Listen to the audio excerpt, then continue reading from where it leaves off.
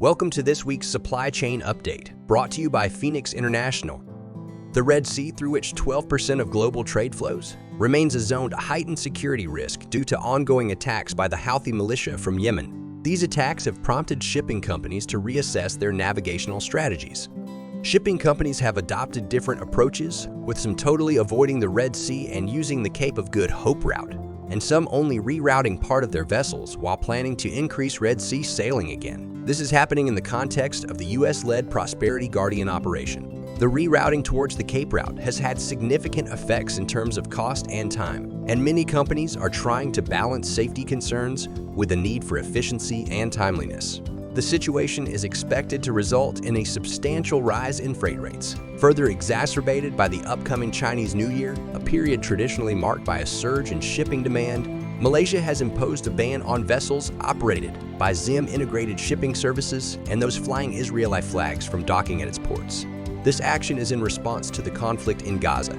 Previously, Zim's vessels were allowed in Malaysian ports since 2002, with permissions extended in 2005. The U.S. Department of Commerce has added 13 Chinese entities, including 2 Foxconn subsidiaries and a logistics firm, to its export control unverified list. This action indicates potential national interest concerns, placing these entities under closer scrutiny.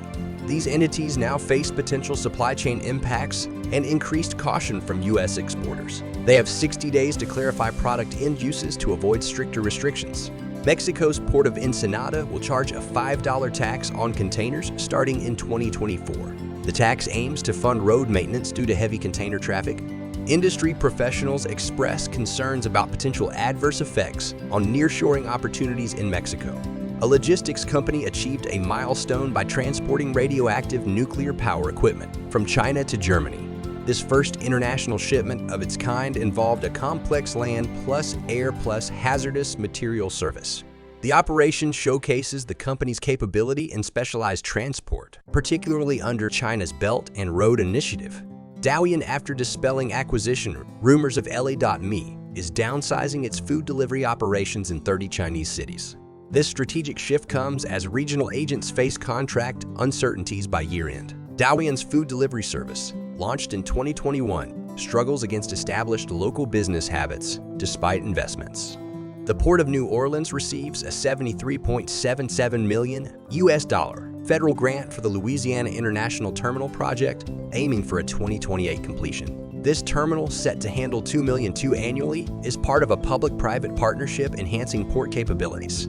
Russia reports that a fire was successfully extinguished on the nuclear-powered cargo ship Sevmorput in Murmansk. There were no casualties or reactor threats. The Sevmorput, unique in its operational capacity, highlights Russia's Arctic navigational capabilities.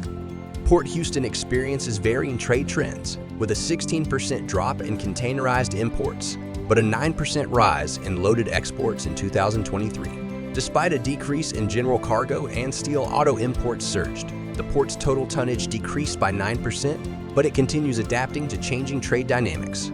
Singapore's port crossed a historic 3 billion gross tonnage in ship arrivals in 2023, bolstered by infrastructure and technology investments. The port's efficiency and strategic location solidify its status as a leading maritime center amid global challenges. Japan's shipbuilding giants Mitsubishi and Mitsui collaborate to develop large ocean-going liquefied CO2 carriers. This initiative aligns with global carbon capture efforts, showcasing Japan's commitment to net zero emissions goals and maritime innovation.